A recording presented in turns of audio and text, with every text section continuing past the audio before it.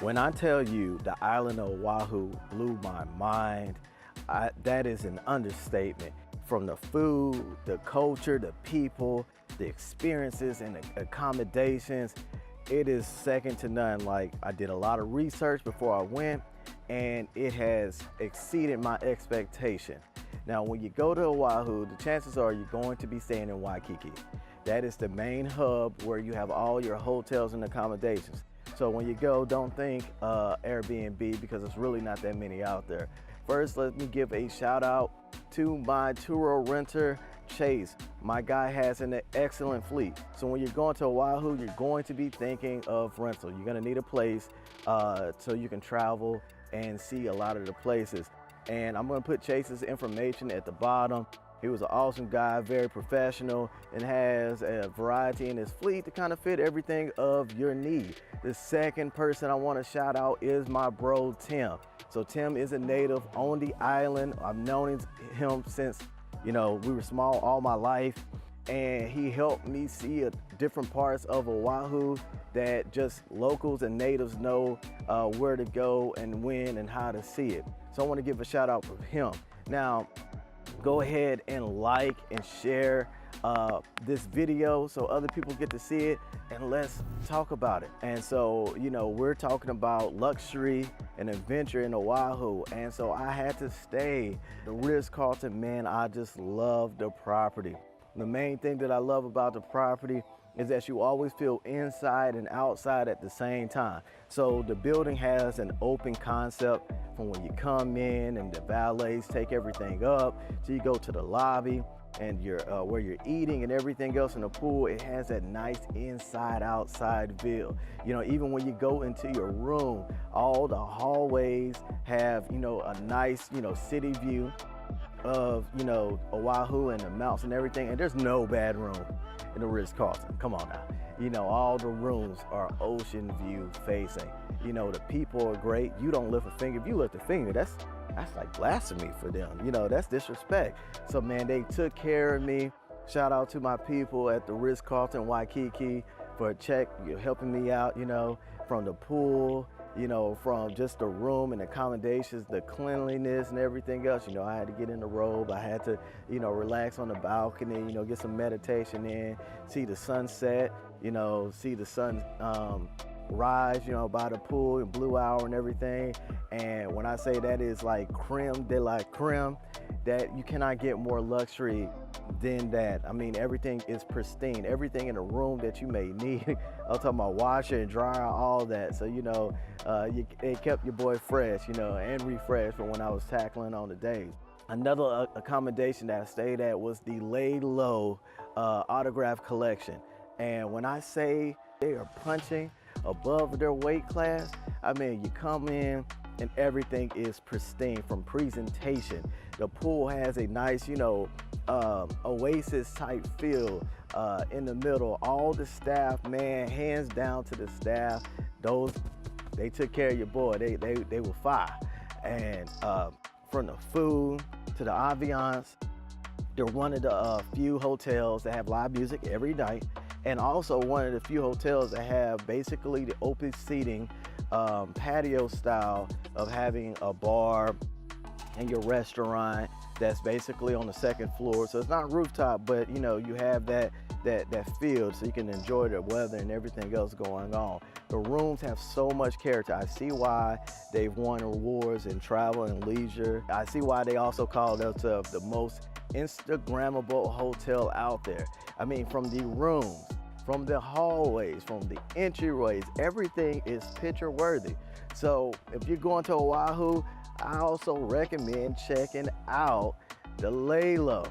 And while, we're getting our rest, when we in Hawaii, we gotta go for that adventure. We gotta check things out.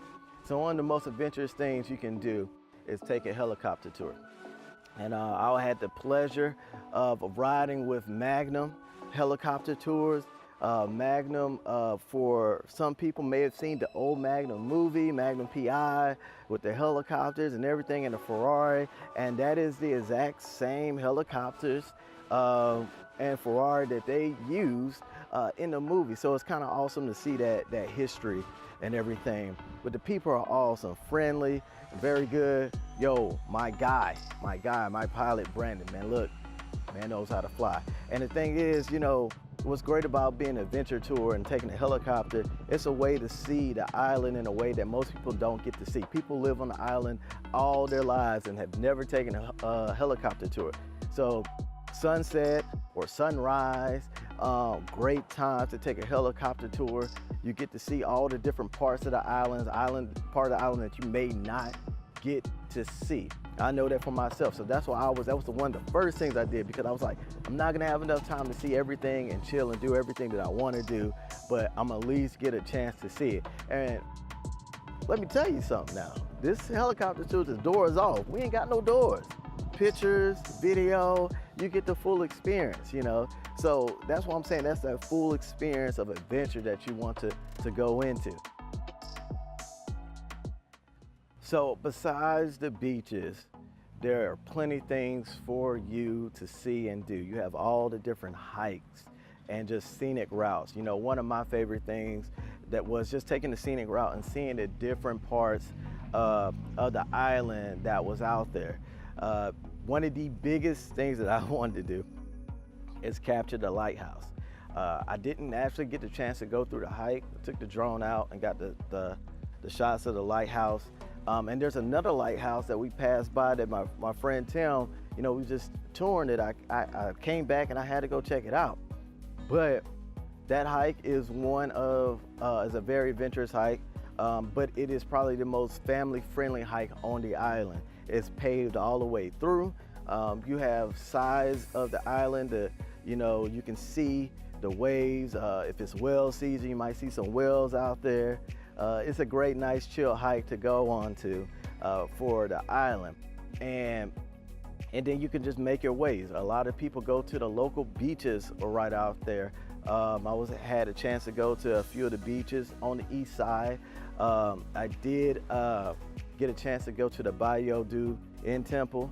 You wouldn't think that you would see this temple in the middle of the island, but it's also surrounded by an area where you have burial grounds for people and deceased, and it's a beautiful ground, something great to check out too, in that sense. And as you go along the east side, there's plenty of other beaches, some of the most beautiful beaches on the island with the most turquoise and bluish waters that you're going to see on Earth. Not only that, I got kicked out of one of the places that I wanted to do, one of my bucket list shots. I'm probably gonna post a picture up here of what I wanted to do. It's on Secret Island. So, you know, I made the trek, and that's a beautiful beach in itself on Secret Island, but I didn't know that it was owned by the Kahlua Ranch, and so you basically have to have tickets. So once I got there about to set up, I got kicked off, but it's fine. When I go back, I'm getting that shot. But it's, you know, you start to see the scenery change when you're up that way. The great thing about Oahu is separating the 5 different regions, and each region looks distinctively different.